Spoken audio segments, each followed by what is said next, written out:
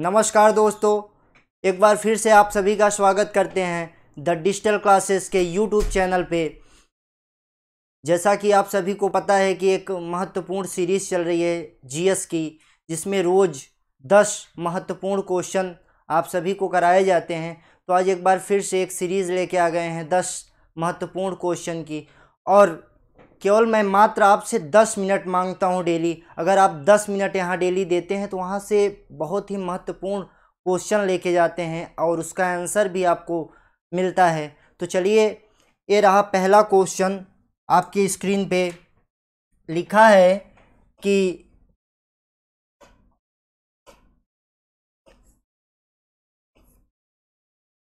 हमारा पहला क्वेश्चन कि टोगुप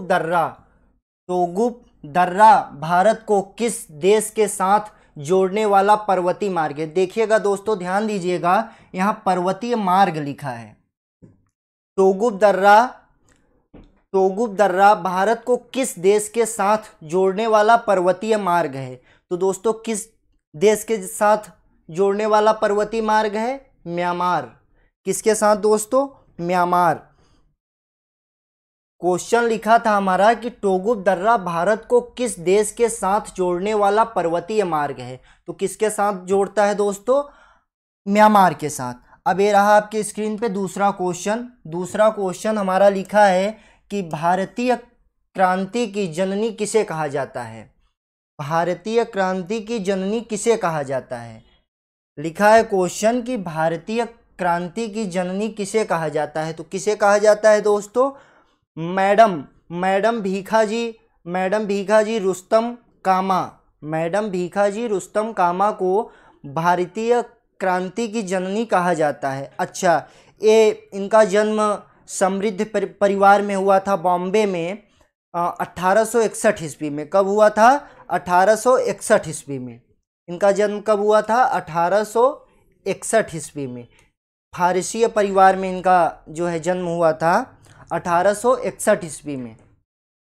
अब चलते हैं अपने तीसरे क्वेश्चन की ओर। तीसरा क्वेश्चन रहा आपके स्क्रीन पे। तीसरा क्वेश्चन लिखा है कि निम्नलिखित में से कौन से दर्रे से होकर लेह जाने का रास्ता है। निम्न में से कौन से दर्रे से होकर लेह जाने का रास्ता है। क्वेश्चन हमारा लिखा है, ध्यान से पढ़िएगा, कि निम्न में से कौन से दर्रे से होकर लेह जाने का रास्ता है। तो कौन सा दर्रा है? जोजिला। कौन सा? जोजिला। चलिए अपना चौथा क्वेश्चन हम देखते हैं। चौथा क्वेश्चन हमारा लिखा है कि निम्नलिखित में से कौन से पहले एक क्रांतिकारी थे जो बाद में एक योगी और दार्शनिक बन गए। ये मोस्ट इंपॉर्टेंट क्वेश्चन रहेगा आपके सीरीज का। निम्नलिखित में से, ध्यान से पढ़िएगा, कि निम्नलिखित में से कौन से पहले क्रांतिकारी थे जो बाद में एक योगी और दार्शनिक बन गए। तो इसका आंसर क्या होगा? इसका आंसर होगा अरविंद घोष। क्या होगा दोस्तों? अरविंद घोष। क्वेश्चन लिखा था हमारा कि निम्नलिखित में से कौन से पहले एक क्रांतिकारी थे जो बाद में एक योगी और दार्शनिक बन गए। तो क्या इसका आंसर होगा? अरविंद घोष। अब चलिए पांचवा क्वेश्चन देखते हैं।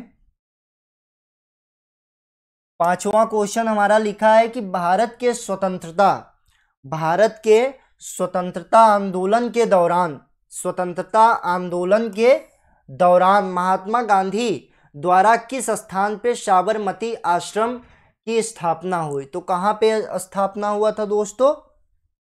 अहमदाबाद में। कहाँ पे हुआ था? अहमदाबाद में। किसके द्वारा हुआ था? महात्मा गांधी जी के द्वारा हुआ था, जो कि अहमदाबाद में है। अब हमारा छठा क्वेश्चन लिखा है कि यूएनडीपी, देखिए यूएनडीपी यहाँ पे आया है तो इसका फुल फॉर्म हम बता देते हैं कि यूनाइटेड नेशन डेवलपमेंट प्रोग्राम। इसका फुल फॉर्म यूएनडीपी का क्या होगा? United Nations development programme. India की पहली युवा जलवायु चैंपियन बनी। यूएनडीपी इंडिया की पहली जलवायु चैंपियन बनी।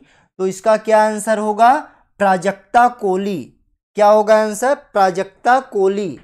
देखिए क्वेश्चन हमारा लिखा है कि UNDP यानी United Nations development programme India की पहली युवा जलवायु चैंपियन बनी, तो इसका आंसर क्या होगा दोस्तों? प्राजक्ता कोहली। क्या होगा? प्राजक्ता कोहली। चलिए अब अपना 7वां क्वेश्चन हम देखते हैं। 7वां क्वेश्चन हमारा लिखा है कि कुल अक्षांशों की संख्या कितनी है। उस दिन हम आपको देशांतर और अक्षांशों के बारे में हमने चर्चा किया था। फिर से आज ये क्वेश्चन आया है कि कुल अक्षांशों की संख्या कितनी है। अब बहुत लोग तो कहेंगे 180 होगा, मगर इसका आंसर 181 होगा। क्या होगा इसका आंसर? 181। कैसे? देखिए जब ये हमारी पृथ्वी है और यहाँ से एक क्या है? अक्षांश है। अब ए वेस्ट है, ए ईस्ट है हमारा, ठीक। ए 90 हो गया, ए भी हमारा 90 हो गया।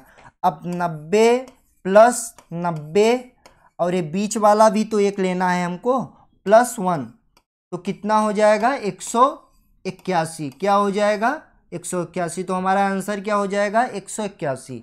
ये हमारा गलत है, ये हमारा नहीं होगा। अब हम अपना 8वां क्वेश्चन हम देखते हैं। 8वां क्वेश्चन क्या लिखा है कि गिरनार की पहाड़ियाँ कहाँ स्थित है। गिरनार की पहाड़ियाँ कहाँ स्थित हैं? क्या है? गिरनार की पहाड़ियाँ कहाँ स्थित है? तो कहाँ स्थित है दोस्तों? गुजरात में। कहाँ स्थित है? गुजरात में। क्वेश्चन हमारा क्या लिखा है कि गिरनार पहाड़ियाँ कहाँ स्थित हैं, तो कहाँ स्थित है दोस्तों? गुजरात में। अब हम अपना 9वां क्वेश्चन देखते हैं।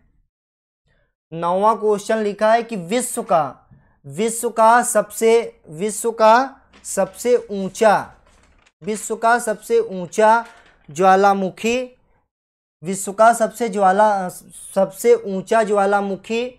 पर्वत कोहोपैक्सी कहाँ स्थित है। विश्व का सबसे ऊंचा ज्वालामुखी पर्वत कोहोपैक्सी कहाँ स्थित है, तो कहाँ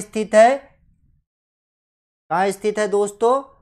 इक्वाडोर। कहाँ स्थित है दोस्तों? इक्वाडोर। इक्वाडोर कहाँ पे है? तो इक्वाडोर साउथ अमेरिका में है। कहाँ है दोस्तों? साउथ अमेरिका में। अब हम 10वां प्रश्न देखते हैं। हम लोग 10वां प्रश्न हम लोगों का दिया है कि विटामिन शब्द किसने प्रतिपादित किया। विटामिन शब्द किसने प्रतिपादित किया? जो विटामिन शब्द होता है उसको किसने प्रतिपादित किया, तो किसने प्रतिपादित किया? फंक ने। किसने प्रतिपादित किया? फंक ने।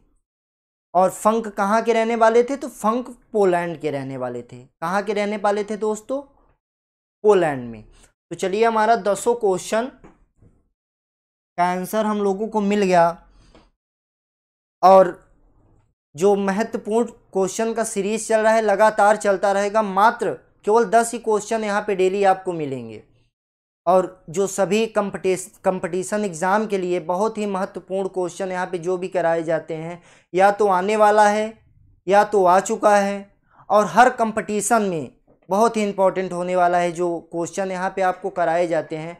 और आज जो है आपको रीजनिंग की भी क्लास दी जाएगी, उसमें आपको केवल मात्र 5 क्वेश्चन डेली उसमें मिलेंगे। आपको जो रीजनिंग की क्लास रहेगी उसमें केवल 5 क्वेश्चन मिलेंगे, और बहुत ही अच्छे ट्रिक और ट्रिप्स के साथ यहाँ पे बताया जाएगा, जो मात्र कुछ ही सेकंड में आप सॉल्व कर सकते हैं। ना तो आपको पेन उठाने की ज़रूरत है और ना पेज उठाने की ज़रूरत है। मात्र क्वेश्चन देखने से ही आप तुरंत 2 सेकंड में आप क्वेश्चन को सॉल्व कर लेते हैं। तो चलिए आज की क्लास हम यहीं तक रखते हैं, और जय हिंद जय भारत।